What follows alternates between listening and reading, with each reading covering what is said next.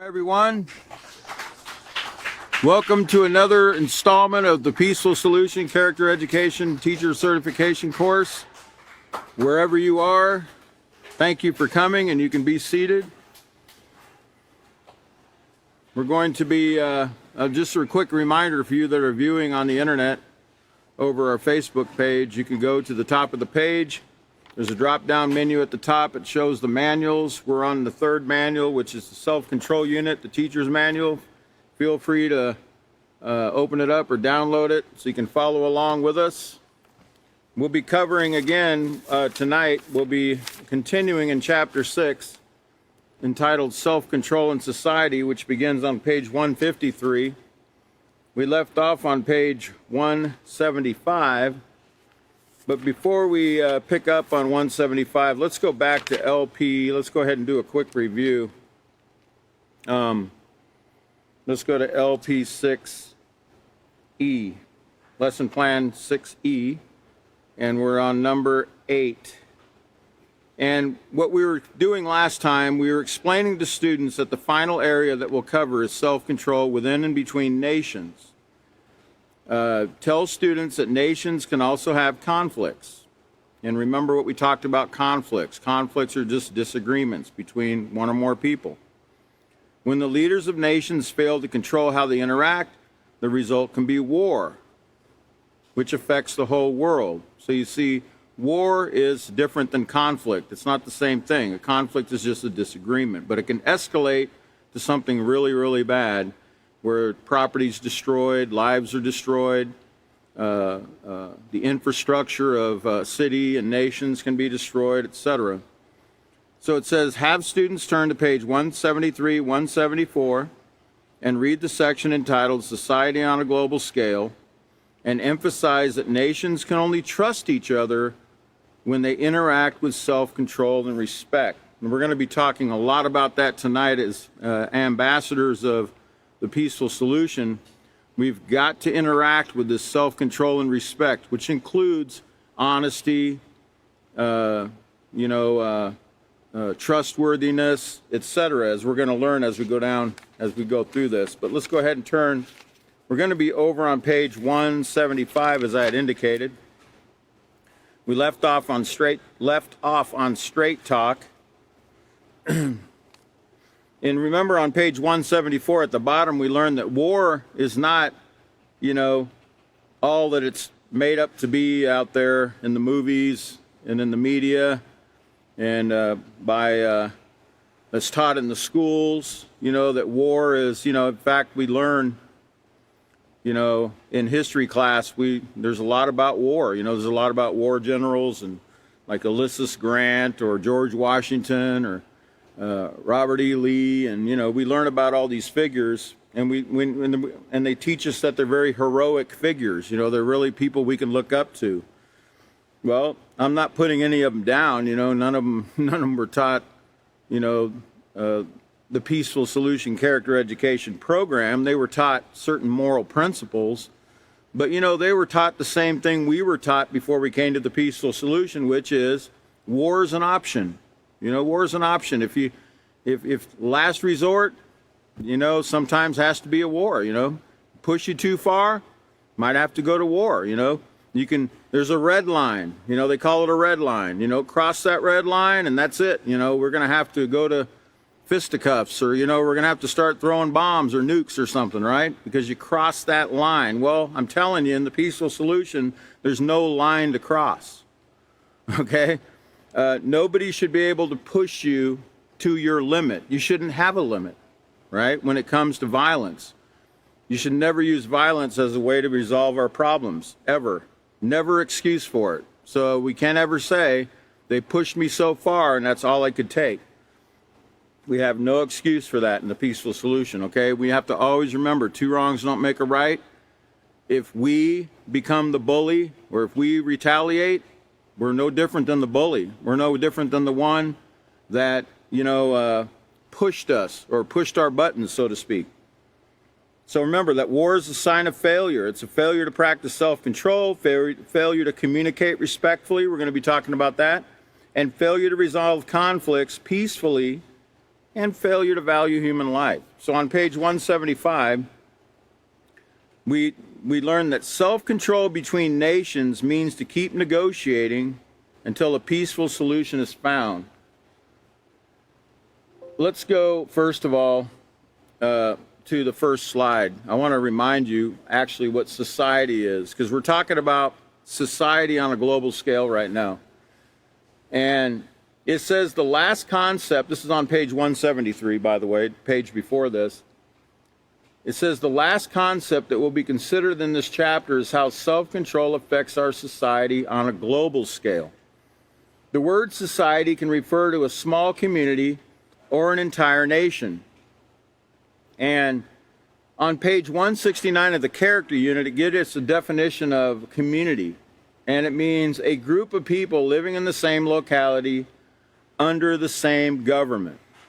Now, when you think of the word government, I know what comes into your mind is a big Capitol dome and a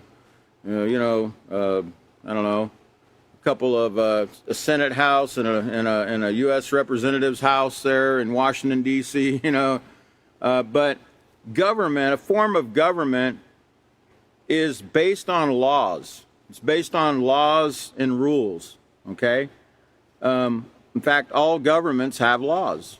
No matter what government you find in the world today, they all have a set of laws. They might not all be the same, but they are fashioned according to rules, regulations, statutes, they call them, ordinances, etc. Okay, there's rules that have to be followed in order to have an orderly government, and that's great. We need to have those rules.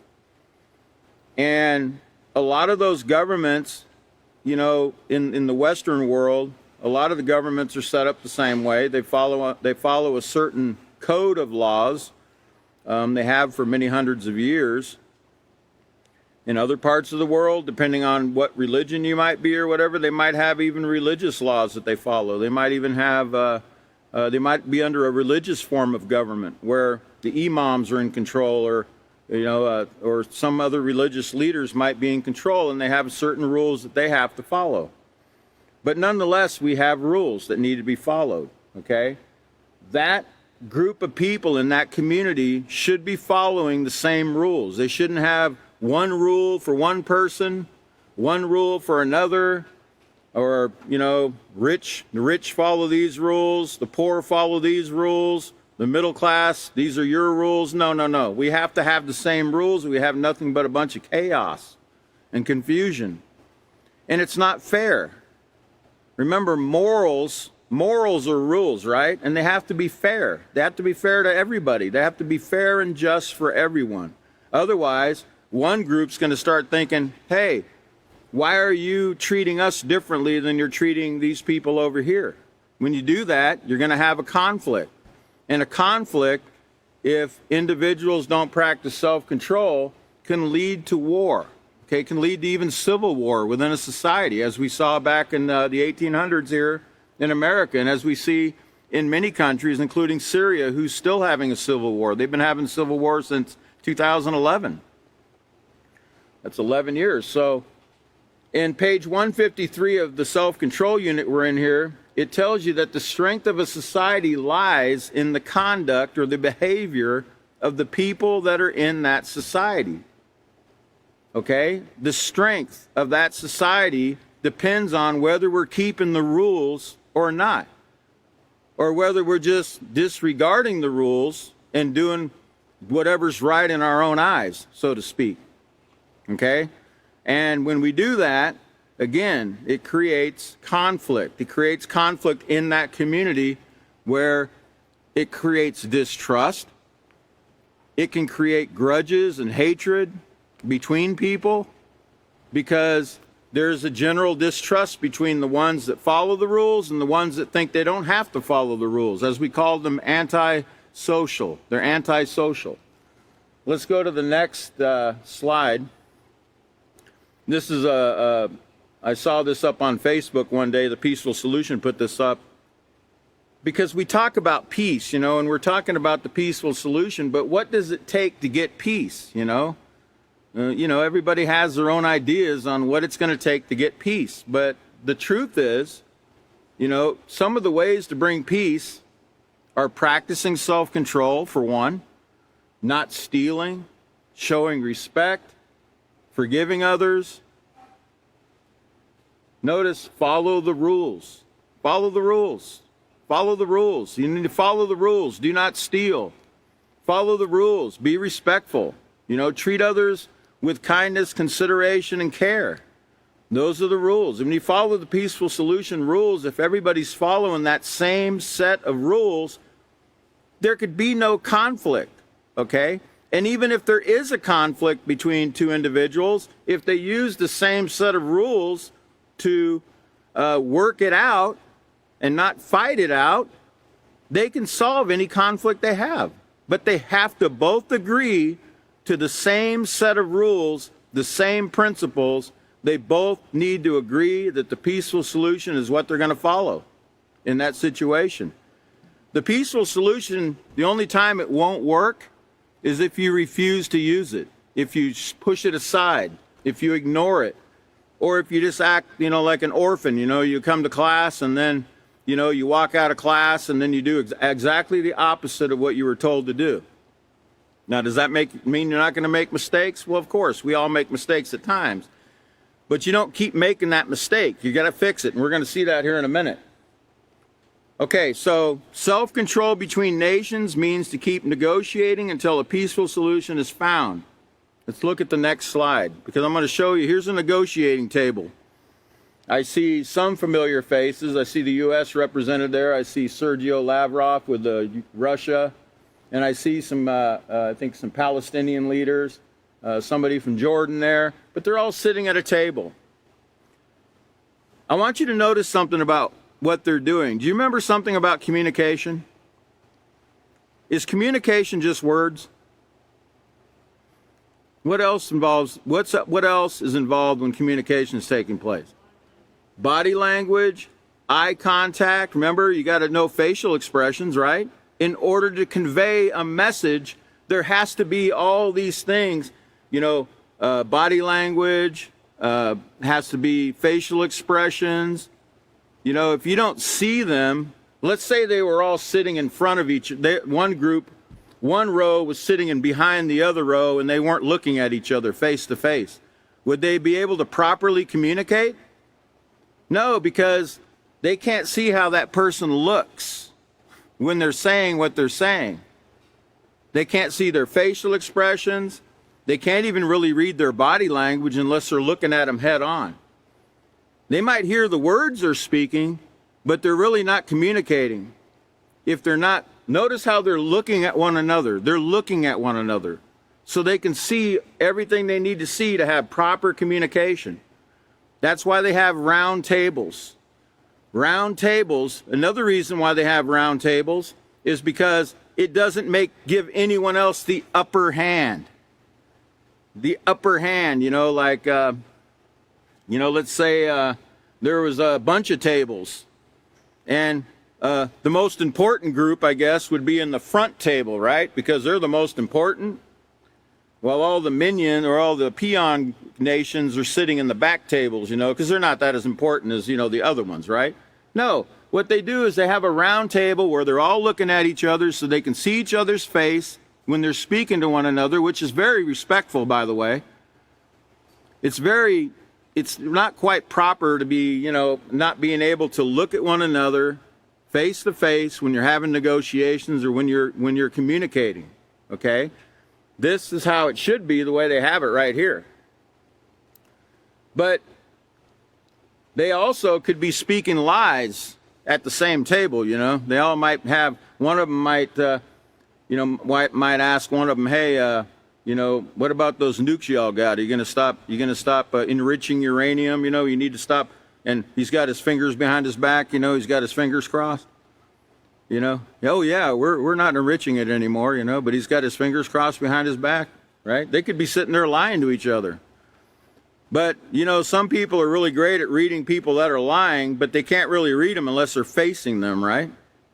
People need to be able to look head on to see your reactions, your body language, your facial expression. They have to know your tone of voice when you're speaking. All those are part of communication. Without every element, you're not communicating properly. Keep that in your mind.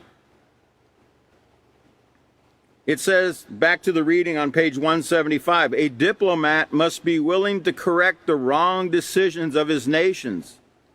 And he would if he learned what is taught in the Peaceful Solution Character Education Program. Let's look at the next slide. I told you last class, these diplomats in the world out here have what's called diplomatic immunity. And that includes all 196 nations. No one's exempt.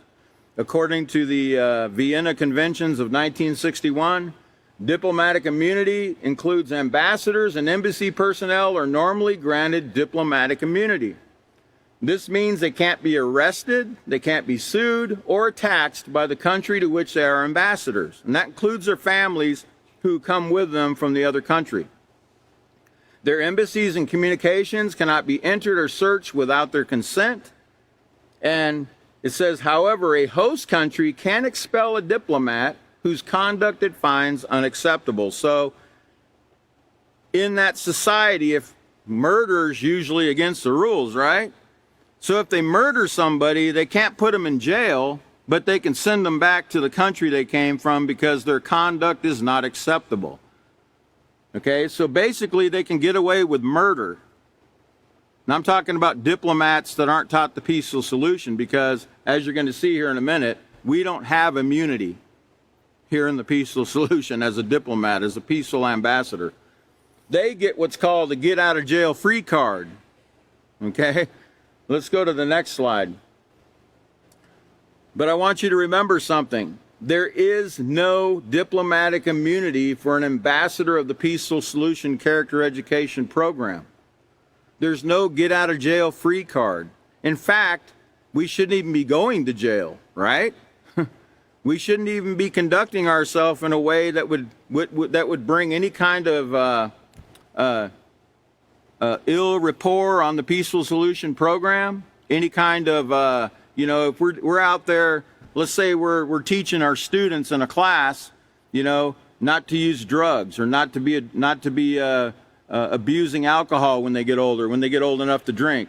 And then on Friday night, we're at the bar, with our friends, quote unquote friends. Remember, we've been teaching our students that they don't have friends that are doing things that are risk-taking and engaging in any kind of immoral conduct, but yet we're out on Friday night with our friends at the bar getting drunk, just looking at the girls, right?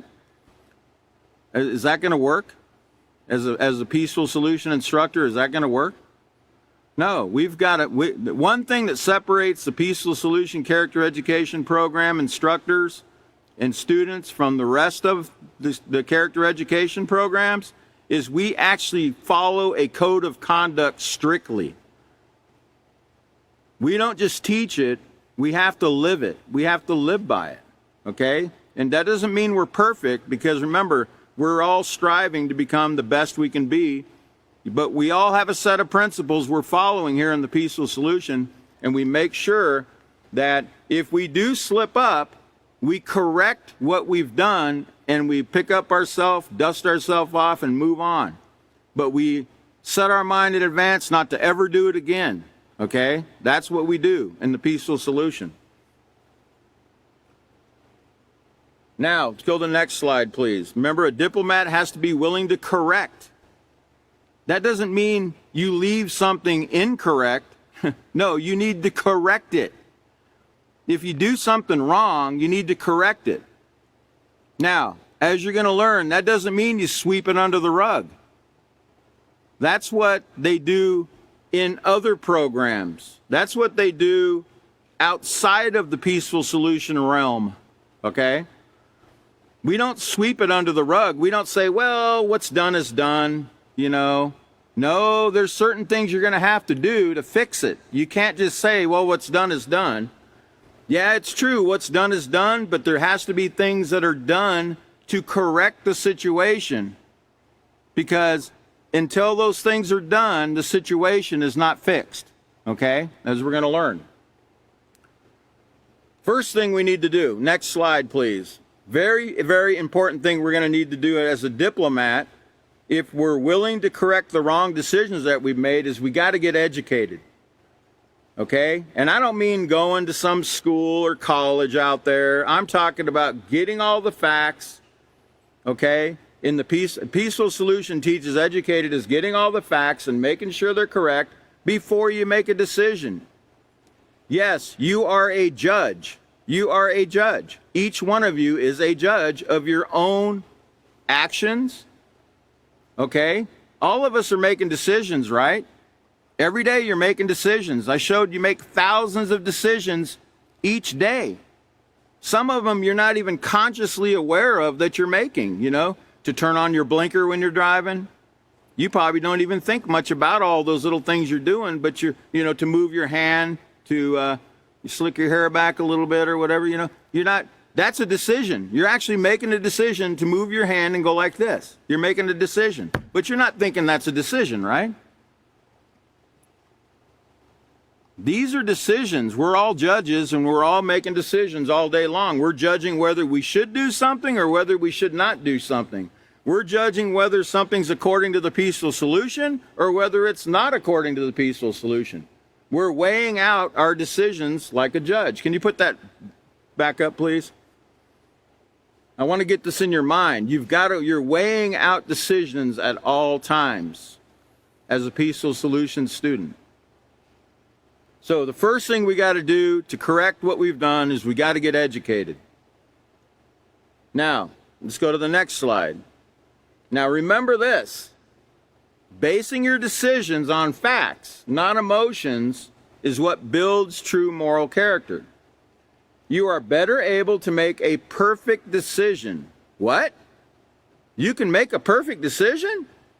Well, yeah, if you have all the facts. It says you are better able to make a perfect decision when you gather all the facts than a person who has only a portion of the facts. You know, they only have a small amount of facts. Or remember what I said about true facts? Sometimes they have facts, but they're not true facts, and they're slinging them out there. They're slinging them out to you. You know, their opinion or what they claim are facts, but are they true facts? That's what you need to know. And the only way you can get true facts is you need to go to an expert. You need to go to an expert to get the true facts. Okay? And in this case, if you're learning the Peaceful Solution Character Education program, where do you think you need to go? You need to go to your book, right? You need to go to your teacher, and you need to ask the question. You need to ask them, well, what is the fact about how I can handle this situation? What does the Peaceful Solution teach about this situation? How do I handle it? What do I need to do? What should I say? Should I say anything at all? Should I go to that person one-on-one? Or should I not even talk to that person and go straight to the authority? What should I do? Well, the answers, guess where they're at? It's in the Peaceful Solution Character Education program. That's where the answers are at. And if you're not sure where to find the answer in the books, go to your teacher and ask, what should I do? Don't go by your feelings, okay?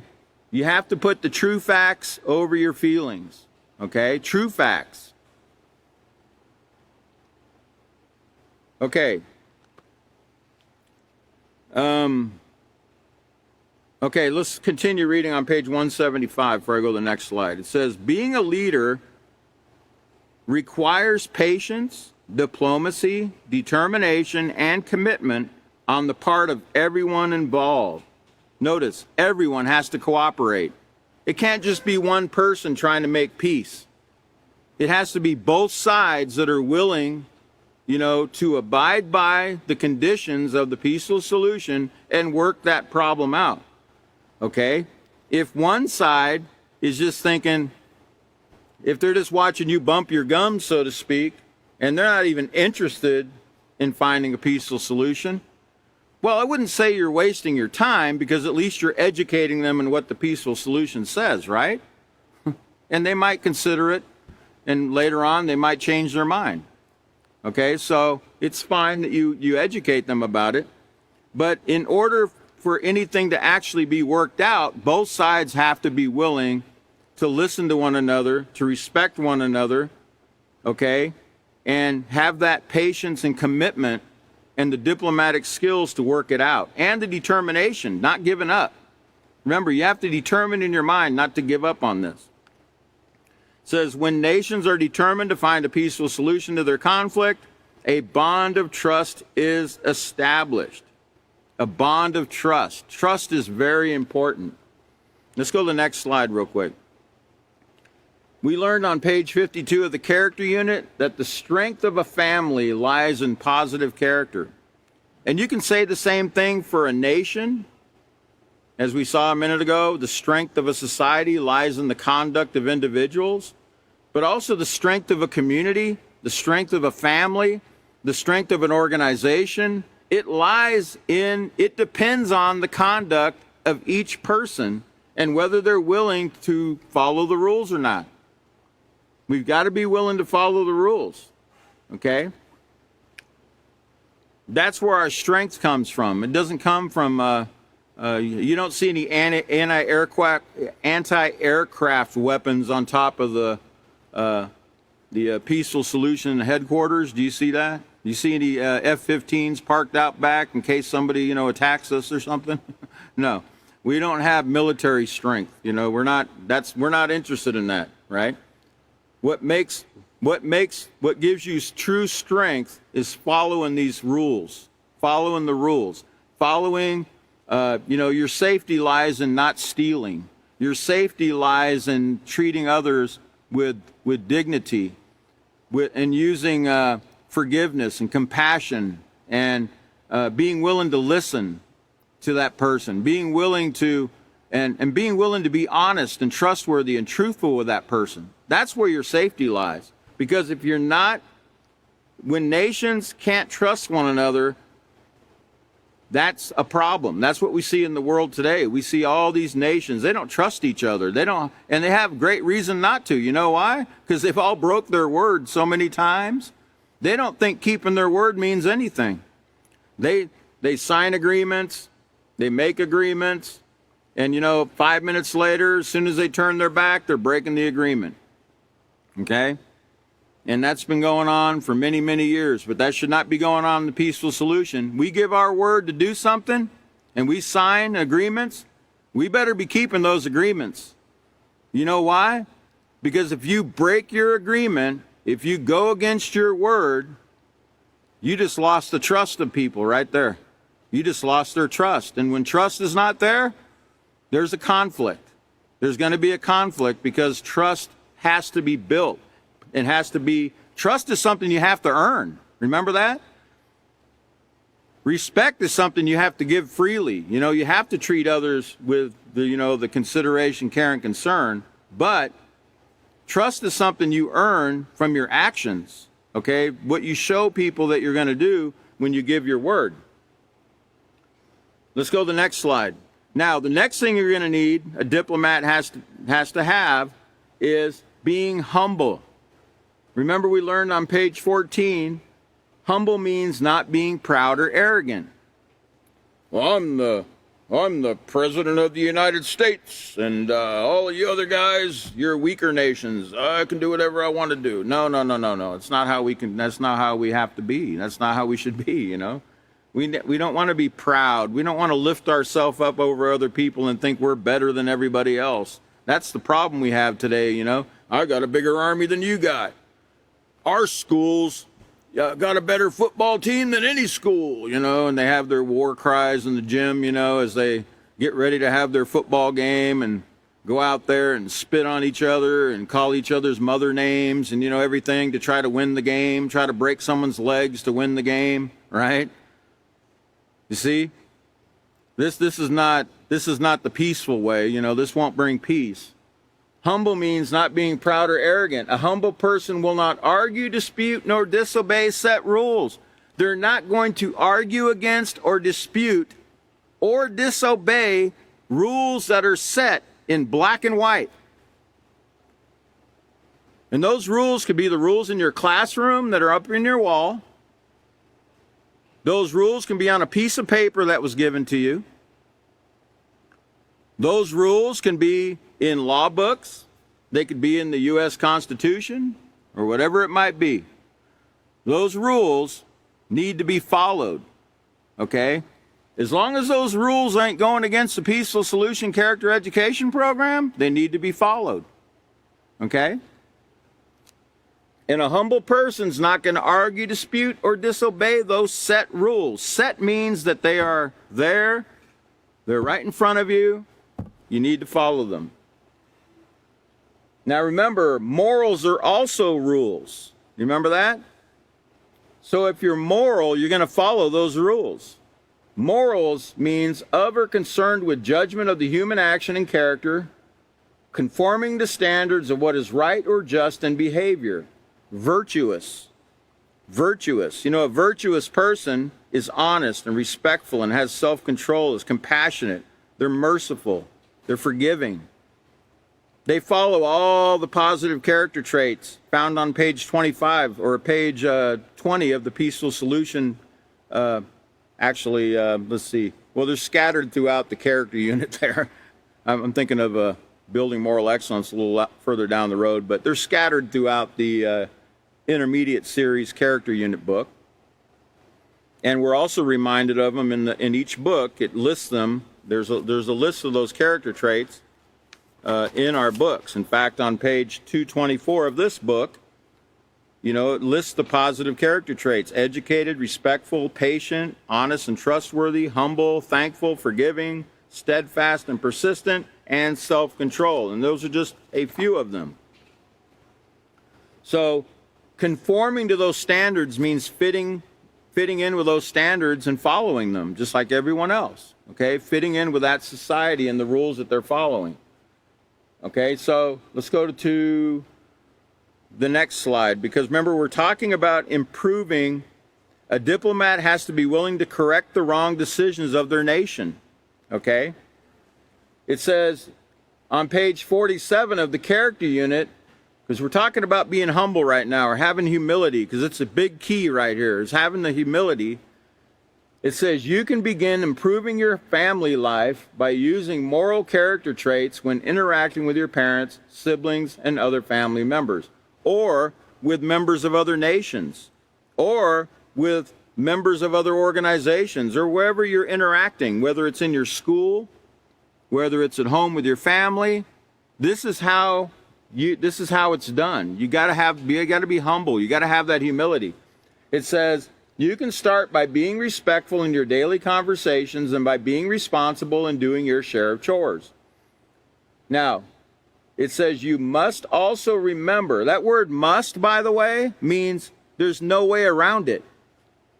Okay? I used to be a paralegal years back, and there was 3 words in the law dictionary that told you had to do it. There was no getting around it. Shall, will, and must. And this one right here, or it could say mandatory, but must. You must also remember to be humble. Humble. Remember, not proud or arrogant. Not going against the rules. Not thinking you're above the rules. You know, well, I can drive 100 miles an hour. I'm a police officer. You know, I can do that. Now, I'm not talking about responding to emergencies. I'm talking about on your way home, you know, because you want to get through the traffic, so you turn your lights on so you can beat the traffic, right? That's not following the rules. That's being above the rules. And when people see that, that's where the distrust comes from, because they think that, hell, you can do whatever he wants to do, huh? He thinks he's above the rules. So you must remember to be humble, especially if you've done something wrong and your parents are correcting you or giving you advice on ways you could have better handled the situation. Yeah, sometimes we don't handle something quite right, and somebody gives us some more information that would have helped us. And what do? Mock them and deride them for it? Or scowl at them and scoff at them because they're offering us some advice that we didn't think of? Because we didn't think of it first? No, we should be saying, hey, thanks for pointing that out. Man, that's valuable information. Let me see what I can do with that. Right? That's what we should be doing if we're humble, if we have humility. It says, the character trait of respect and humility, when used on a consistent basis, will reduce many conflicts and arguments between family members, and especially between you and your parents, or you and your friends, or you and your coworkers, or you and your other diplomats, whoever you're speaking to, whoever you're interacting with. It works for everyone. It works all ways. That's why we're showing from the family to the community, the city, the nation, globally. This works, these principles work the same all throughout society. But notice, it will reduce conflicts and arguments when you're humble. Hard to argue with someone who's humble. Someone that's humble doesn't go against the rules. They want to follow the rules. Now, let's go to the next slide. Because on page 88 of the character unit, it says room to grow. Everyone will say or do something that's wrong from time to time. Remember, we're not perfect, right? That includes the teachers in the Peaceful Solution. We all make mistakes at times. Sometimes we get our values mixed up and we are swayed by negative influences. We sometimes react impulsively and suddenly we surprise ourselves, regretting the spur-of-the-moment decision that we've made without a set plan. Impulsive means to act on emotions without careful consideration of the consequences of your actions. You know, sometimes we act too quickly. We don't seek counsel first. You know, we don't ask. We just think in our own mind, man, I got to go do this right now, because if I don't do this right now, this is going to take place. Well, not necessarily. You need to stop. Remember, self-control is necessary. You have to stop. You have to think. You have to weigh out all your options. You can't act on emotions. You can't act on your feelings. You can't act on what you think is right in your own eyes. So it says, keep in mind that every action, even the ones you don't mean to do, starts with a thought. If you have decided in advance what is right and wrong, you can avoid acting impulsively by being always aware of the directions of your thoughts. So if your thoughts are telling you, man, you got to do this right now. Is that what the Peaceful Solution teaches? You have to do this right now? No, you don't got to make that decision right away. You need to calm down, let the emotion, whatever that emotion is, pass, so you can think clearly without the emotions in your head clouding your decision making. So you can think about what your options are in that situation. And so you can seek counsel too about it. You can ask your teacher. You can ask your parents. You can ask your teachers, your guidance counselors, whoever you need to go to get this information. You know, if you had 10 people in a room and they all had a lot of experience in a certain area, you'd be surprised how much information you can glean and gather from 10 different people sitting in a room who have a lot of experience. And I guarantee each one of those 10 people are going to add an element to something you didn't think about. They're going to have another little piece of something that you probably didn't even consider, or that the guy next to him didn't even consider, right? Because you have all this knowledge. You have this, experience. You have knowledge, you have experience that you've gained all these years. That's why, children, you should listen to your parents. Your parents have lots of knowledge that they've gained over the years. You're only 10 or 11 years old and you think you know more than your parents? I got news for you. We all thought that way at one time. We all found out, no, we didn't. We don't know more than our teachers and we don't know more than our parents. Now, if we learn the Peaceful Solution program and our parents aren't learning the Peaceful Solution and we take that home, we might be teaching them something they don't know. But that don't make you above your parents. That doesn't mean you're better than your parents. Okay? It just means that you have some information you can share with your parents to help them become better people. All right, let's go to the next slide. Because on page 89 of the character unit, because remember, if a diplomat has to be willing to correct the wrong decisions of his nation or his group, keep the following list in mind in order to learn from your mistakes. Number 1, acknowledge that you made a mistake.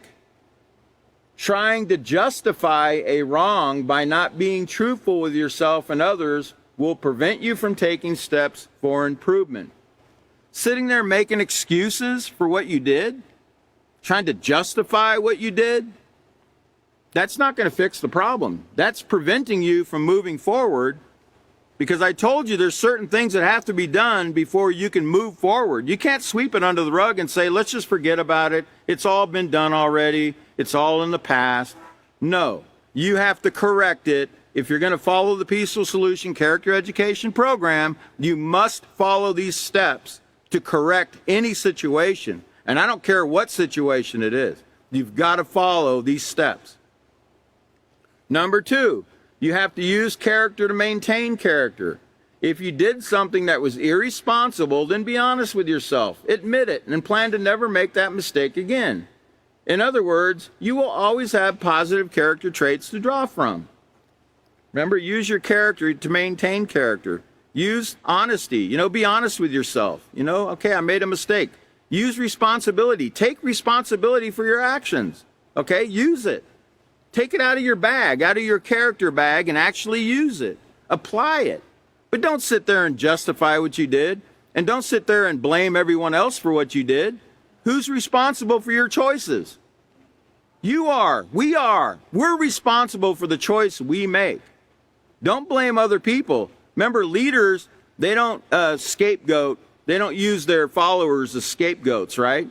They don't say, well, because of all you guys, this is what I did, right? No, they take responsibility for what they did, for what they chose to do.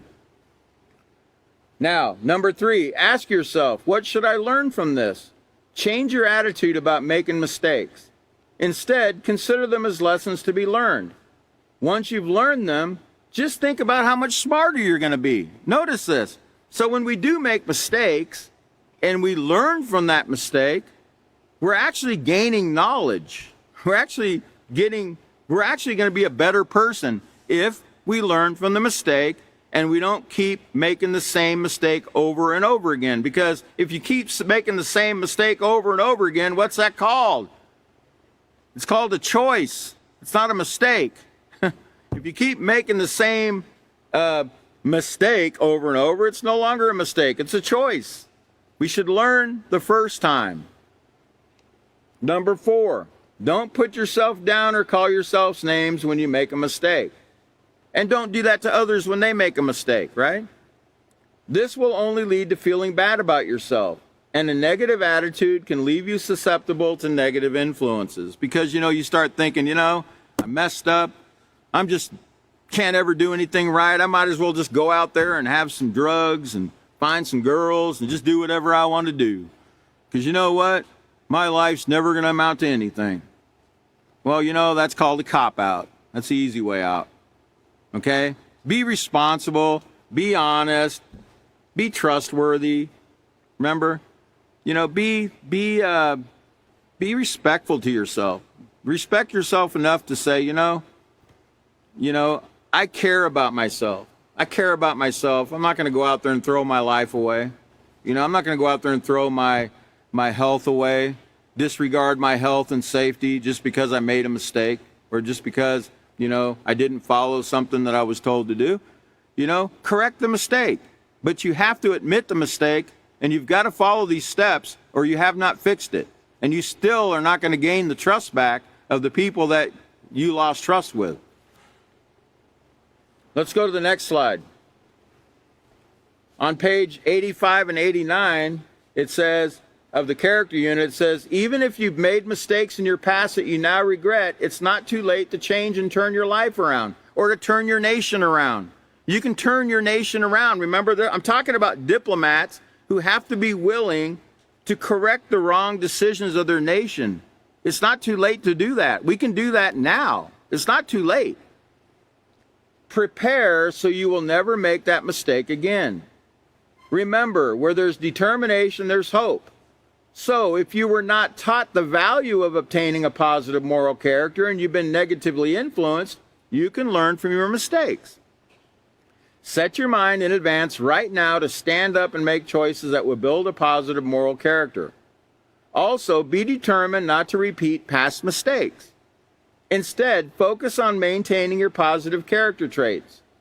Do the best you can to avoid making mistakes by setting your mind in advance and being prepared to handle curveballs and pitfalls. Remember those things that kind of catch us off guard unexpectedly? Be prepared. Be prepared for them, okay? And be determined not, don't put yourself in the same situation again that, I remember I had a student once that had a heroin problem. And, she was doing really well, she was doing really great. And then all of a sudden, I didn't see her for a couple months. And then she came back to class and I'm like, what occurred? She goes, I went to visit some friends. And I said, where were your friends at? They were at the crack house. What the crack house for? What do you think's at the crack house? You can't go there. You can't go back to those places. You can't go somewhere and put yourself in danger. You got to flee from those places. Don't even go near it. If you have a problem with cigarettes, don't go near the cigarettes. Stay away from places where they're smoking cigarettes. If you have a problem with alcohol, don't go to the bar. Or you shouldn't go to the bar anyway. Don't go to the liquor store. Stay out of the liquor section at Walmart, or if they're selling beer, stay away from that. Stay away from it. Don't put yourself in a situation when you know you're weak. And even if you think you're strong, you're proud if you think you can't fall. You're arrogant and proud if you think, I'm too strong. I've been practicing the peaceful solution for 25 years, and there's no way I would ever do that. Yeah. Okay. But remember the curveballs and the pitfalls, okay? And let's go to the next slide, okay? And page 89 tells us, don't be like a pig in the mud, man. Don't keep laying in the filth. If you make a mistake, don't wallow in the mud. Pick yourself up, dust yourself off, or hose yourself off in this case, because I don't think dusting yourself off will work. Dust yourself off and get on the right track to a true moral character. A true moral character. You know what? I told you that these generals like Washington, back in those days, morals and ethics were huge. They were a big deal to these people. George Washington wrote all about morals and ethics. Benjamin Franklin and all the founding fathers of America, they thought highly of morals and ethics. But you know what? They went to war with people because they were taught it was morally justifiable to go ahead and kill your enemy if you have to, right? So it wasn't true moral character being taught to them. There was a glitch, or the blueprint wasn't quite right. Okay? Somebody forgot to say, hey, when it says do not murder, it means it. When it says do not steal, it means it. That means you don't have any excuse for doing it. Well, I was poor, I was hungry, I had to do it. But really, you had to steal if you were hungry?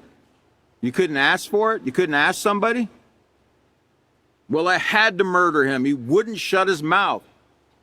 And he threatened me with a gun, so I had to murder him. You did?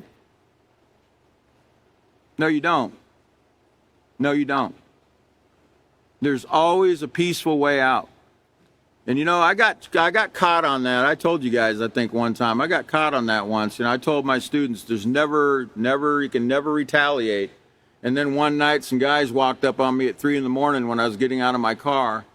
I was coming back from Laredo to Houston when I was shuttling back and forth, teaching the peaceful solution. I got home real late. I stopped at one of those road stops where you can rest stop. And it was late when I got home. And I'm getting my groceries out of the back of my car.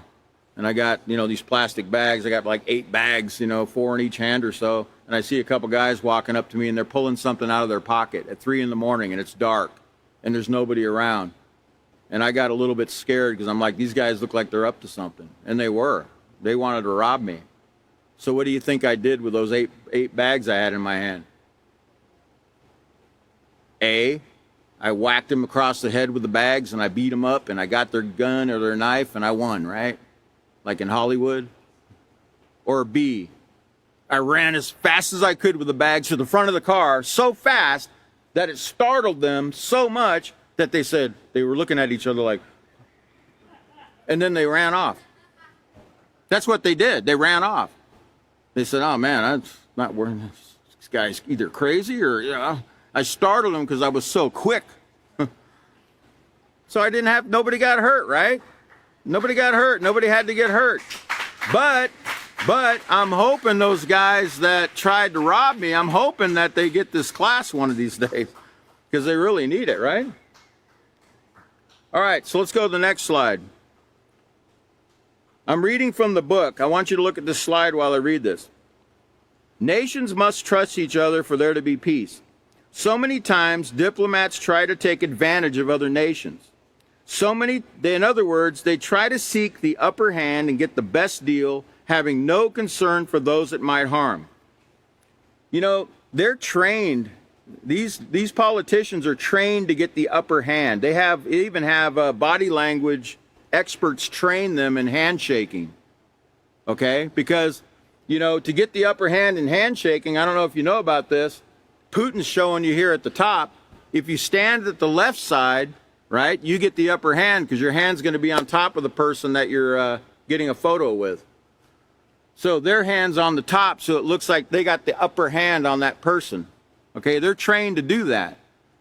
Not everyone always does it, but these powerful leaders, the ones that are very proud and arrogant at times, they will do that. They want the upper hand.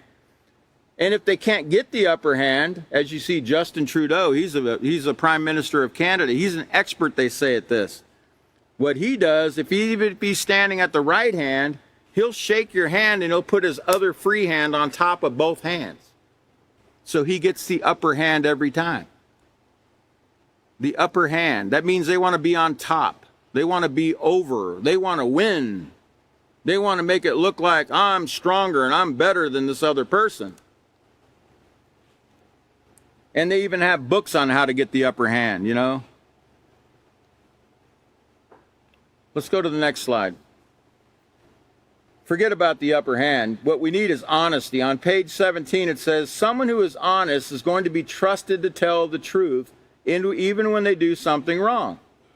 Sometimes other people, even your friends, can pressure you to do something that's dishonest. A friend who truly cares about you, however, will encourage you to make an honest choice. For example, a true friend would encourage you not to cheat on a test or steal something from a store. A true friend would always be honest with you. Notice that. We need to be honest with each other. When we're communicating with each other and we're having any kind of interaction with one another, we need to be honest. Because if you're lying, and I know you're lying, am I going to be able to trust you? No way. That ain't going to work. When you are honest, you will be trusted and you can avoid conflicts with others. When you're honest, when you tell the truth, your example will help others to make honest choices. You will be honest with the possessions of others too, always remembering to ask permission before touching, using, borrowing, or taking something that belongs to them.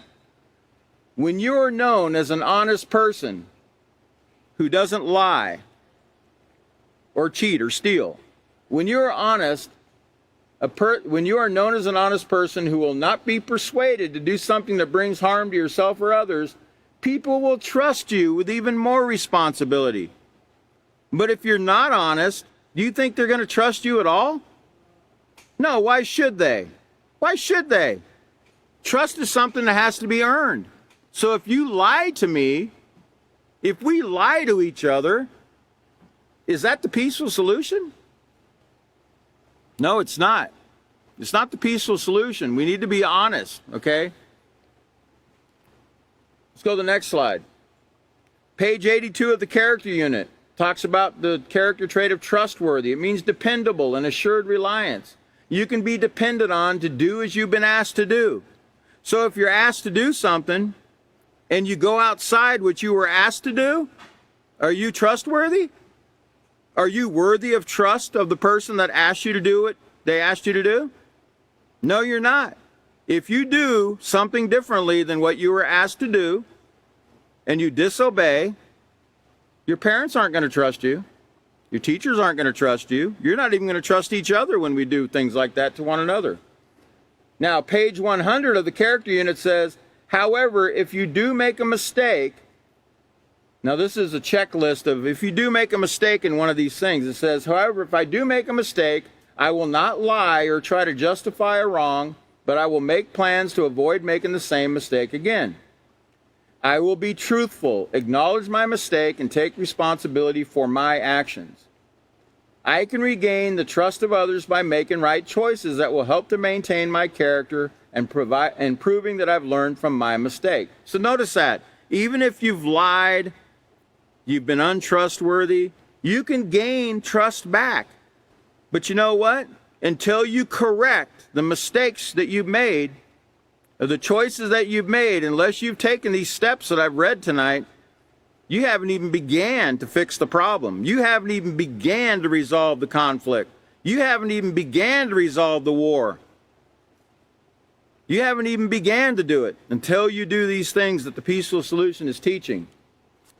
And it says, by consistently maintaining your positive moral character, you will earn the reputation of being a person of integrity. So notice, you can go from being like I was one day to being a thief and a robber and a liar and a didn't care about anybody, not even myself, to today where, I can see where I've made a lot of change, okay? I'm not perfect yet, but I can see the difference because I'm using the peaceful solution and I'm trying to apply it in different situations in my life.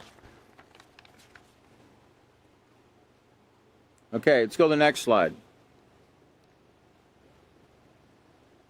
It says, I'm reading from the book, to be an ambassador for peace, you must be willing to sacrifice time and energy to work out an agreement that everyone involved can be comfortable with and that's fair to everyone. You must have control over your words and actions and be willing to compromise. And that's where the communication comes in, having control over our words. Remember, having self-control when we speak to one another, okay? Not yelling and screaming, not lying to one another, but being honest and sincere in our communications. Let's go to the next slide. And remember something about conflict. If you're able to change the way you look at conflicts, you'll be better able to handle them in a positive way. Conflicts aren't necessarily bad. Look at every conflict as a learning experience, an opportunity to test your self-control, communication skills, and build your positive character traits. But notice, you have to practice it. In that conflict, you've got to practice these things we're talking about, or you're not even trying. You're not even on the road to fixing the problem yet. Now, it says, you must have control. I'm reading in the page 175. You must have control over your words and actions and be willing to compromise. In this activity, you're an ambassador for peace. It's your job and the job of your peers to find a peaceful solution to the problem that you've been assigned. So let's go to the next slide. If war was not an option, what other steps would nations take to work out their differences? That's the question on page 175 here at the bottom that we see here, okay? Let's skip one slide and go to the last slide. Let's go to that.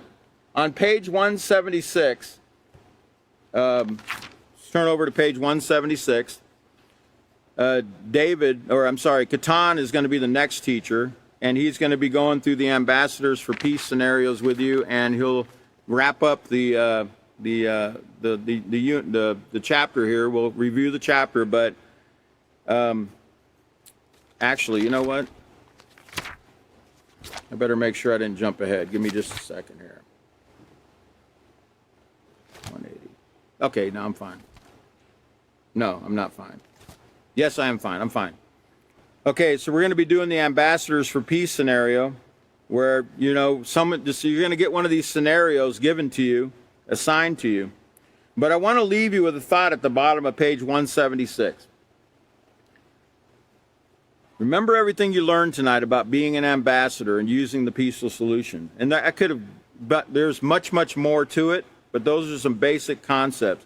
First, you have to be willing as a diplomat to correct the mistakes that you've made. It says you can be an ambassador of peace anytime there's a conflict. Never resort to violence, aggression, or war as an option. Now listen carefully. Continue to communicate until a peaceful solution can be reached. You have to communicate. You can't sit there and say, well, I'm not saying anything. I don't have to answer you. No, you have to communicate so a peaceful solution can be found. If you're not willing to communicate, you're not willing to find a peace. You're not willing to make peace. You're not willing to be a peacemaker. You must be willing to give an answer. You must be willing to work it out. That's why we have a 60-something% divorce rate in America, because some stubborn person, well, I don't want to work that out with that person, right? That's pride and arrogance. We should want to work our problems out. We can fix any problem that we have using the Peaceful Solution Character Education Program, and that is a fact, okay? And I know you all know that. Next class today is 9/7, right? Is today 9/7? So 8, 9, 10. So 9/11 will be the next class. 9/11/2022 at 5:30 p.m. Central Time. Please join us. Katan will be the next teacher, and he'll be picking up on the Ambassador for Peace scenarios. It's been great. Have a great evening.